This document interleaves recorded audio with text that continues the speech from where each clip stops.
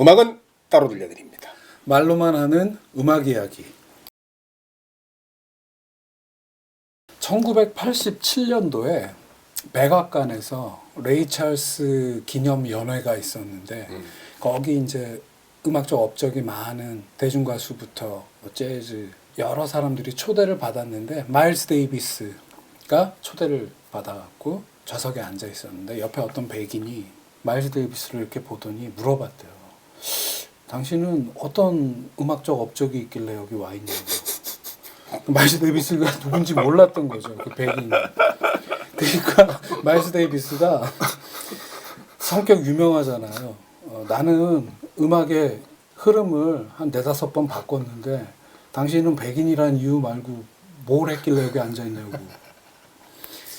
이런 일화가 있는데 마일스 데이비스 성격도 나오고. 근데 이제 마일스 데이비스가 자기가 그렇게 얘기했듯이 음악의 어떤 흐름을 재즈라는 음악의 흐름을 4-5번을 바꾼 그런 선구자적인 그런 뮤지션이잖아요.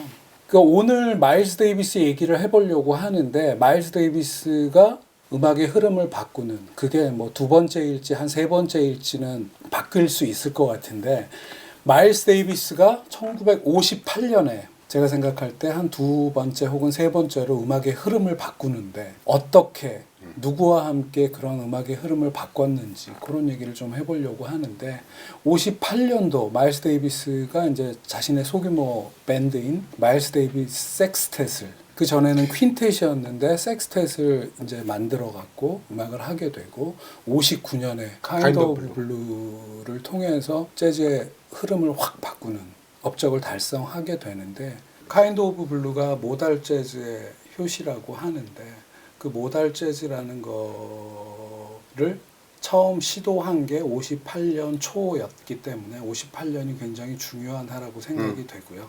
이 58년 얘기를 시작하려면 57년도에 마일스 데이비스를 한번 살펴볼 필요가 있는데요.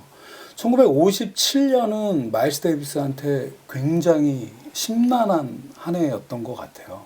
제가 자주 얘기했던 마일스 데이비스의 첫 번째 그레이트 퀸텟이라고 하는 그 5인조 밴드 마일스 데이비스, 존 콜트레인, 피아니스트 레드 갈란드, 폴 챔버스 그리고 드러머 필리 조 존스 이 마일스 데이비스 퀸텟이 57년도에 사실상 와해가 돼요.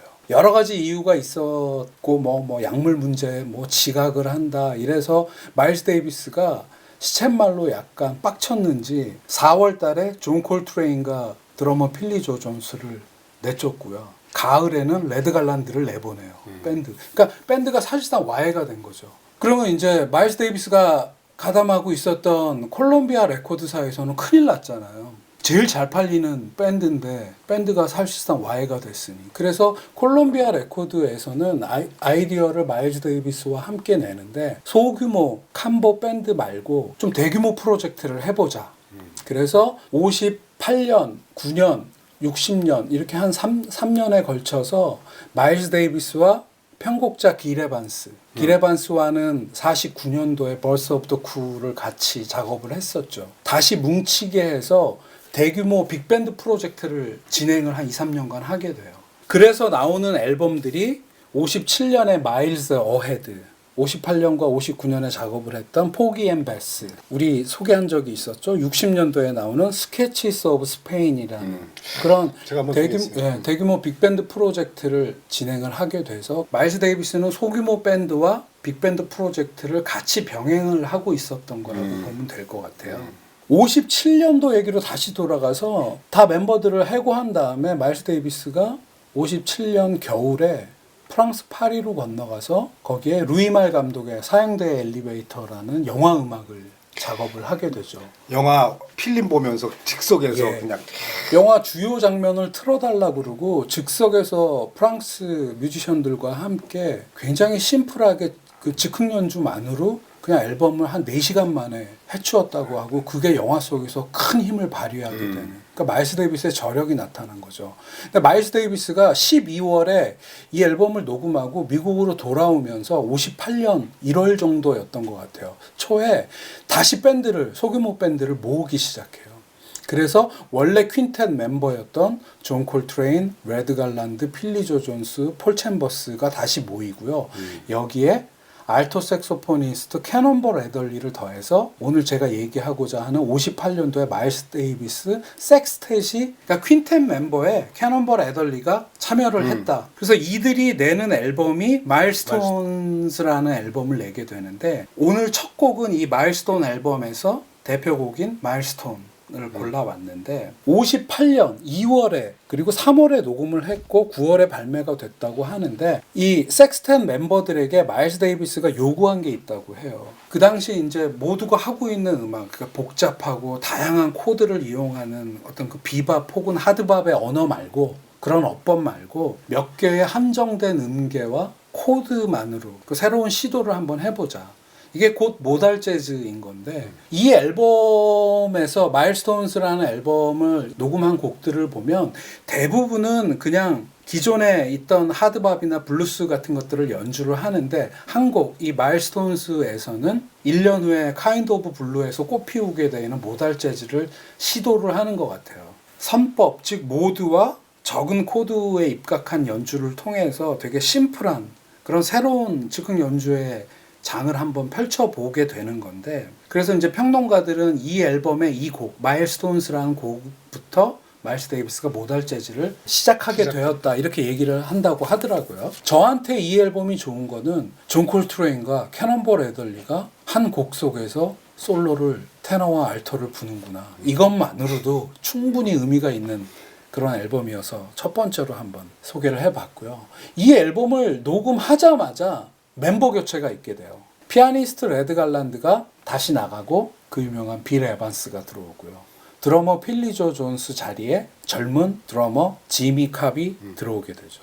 이렇게 돼서 결성되는 마일스 데이비스 섹스텟이 제가 가장 좋아하는 마일스 데이비스 밴드의 6명, 이 멤버들로 59년 초에 카인드 오브 블루를 녹음하게 되니까 1년 정도 남짓 카인드 오브 블루를 녹음할 때까지 유지가 되는데, 카인드 오브 블루 말고 이들은 어떤 음악을 했었을까가 제가 재즈를 처음 들을 때 굉장히 궁금해하던 분야인데, 오늘 이제 두 번째, 세 번째, 네 번째 곡은 그런 곡에 대해서 한번 이야기를 해보겠습니다. 카인드 오브 블루의 전에 연주한 앨범이 74년에 나오게 된 앨범이 있는데 1958 마일스라는 앨범, 그러니까 줄여서 1958 마일스라는 앨범이 있는데 58년도에 5월과 9월에 녹음한 음원들을 한데 모아놓은 앨범인데요. 오늘 이 앨범에서 두 곡을, 첫 번째 곡은 On Green Dolphin Street이라는 곡이고요. 두 번째 준비한 곡은 스텔라 바이 스타라이트라는 곡인데요. 58년 5월 26일 마일스 데이비스의 32살 생일이에요. 이날 스튜디오에서 녹음한 거를 A면에 싣고, 그리고 9월 9일 날 뉴욕의 프라자 호텔에서의 라이브 실황을 모아서 세 곡을 모아서 B면에 실은 이런 컴필레이션 음반인데, 이 중에 스튜디오 녹음 4곡은 59년도에 재즈 트랙이라는 앨범에 실려 있어요.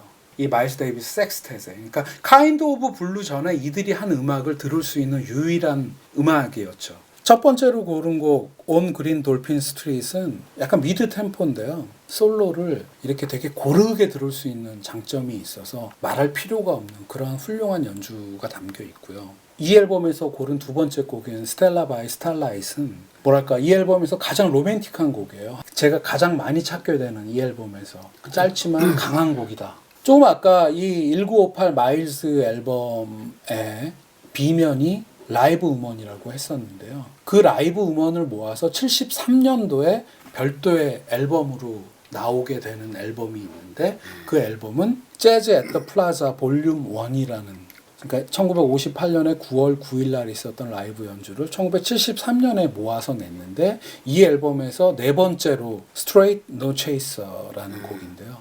셀로니어스 몽크의 곡을 마일스 데이비스 밴드가 연주를 하는 거죠. 73년도에 이 라이브 음원이 첫 공개가 되는데, 와, 그 당시에 이 라이브를 처음 들었던 사람들은 얼마나 흥분됐었을까. 10몇 년 만에 마일스 데이비스의 창고 속에 있던 연주가 바깥으로 나오게 되는데, 9월 9일에 뉴욕 플라자 호텔에서의 이 공연은 마일스 데이비스 밴드의 단독 공연이 아니라 마일스 데이비스 밴드가 앨범을 내던 콜롬비아 레코드사의 재즈 부서, 재즈 디비전에 축하 파티가 있었던 날이래요. 그러니까 간판 밴드인 마일스 데이비스 밴드가 와서 연주를 했고 한 서너 곡을 했나 보죠. 마일스 데이비스 밴드 누구도 녹음되고 있는지도 몰랐대요. 그냥 축하 파티에서 연주를 한 건데 59년도 카인드 오브 블루에서 엄청난 연주를 남긴 멤버들의 58년도 연주를 스튜디오 버전은 몇 곡을 들어봤는데 라이브는 처음 듣게 되는 거죠. 역시나 이 스트레이트 노 체이서란 곡에서는 스튜디오 앨범에서 느낄 수 없었던 그런 굉장히 되게 생기 있고 비교도 할 수 없는 라이브한 연주. 그러니까 말 그대로 굉장히 라이브한 연주. 존 콜트레인의 약간 예상을 빗나가는 그런 솔로들. 나중에 빌 에반스는 이게 빌 에반스 맞아? 빌 에반스가 마일스 데이비스 밴드에 있을 때 특히 카인드 오브 블루에서의 모달 재즈를 본격적으로 하기 이전에 기존의 문법과 어법에 입각한 빌 에반스의 연주. 그 이걸 다 아우르는 마일스 데이비스의 리더십 막 이런 걸 생각하면은 와 이게 굉장히 흥분되는 73년도에 미국에서 이게 발매가 됐을 때 듣던 사람들은 얼마나 좋았을까 하는 생각도 좀 하게 되는 거죠. 한 밴드가 당대 최고의 밴드가 어떻게 음악을 바꿔가면서 마일스 데이비스라는 사람이 재즈라는 음악을 이렇게 방향을 바꿔가는데 바꾼다고 그 음악만 하는 게 아니라 기존에 하던 말도 하고 새로운 언어도 사용하는 그런 마일스 데이비스 밴드의 가장 최고의 모습을 보실 수 있지 않을까 그런 생각이 드네요. 오늘 마일스 데이비스의 1958년 마일스 데이비스 섹스텐 이야기는 여기까지입니다. 감사합니다.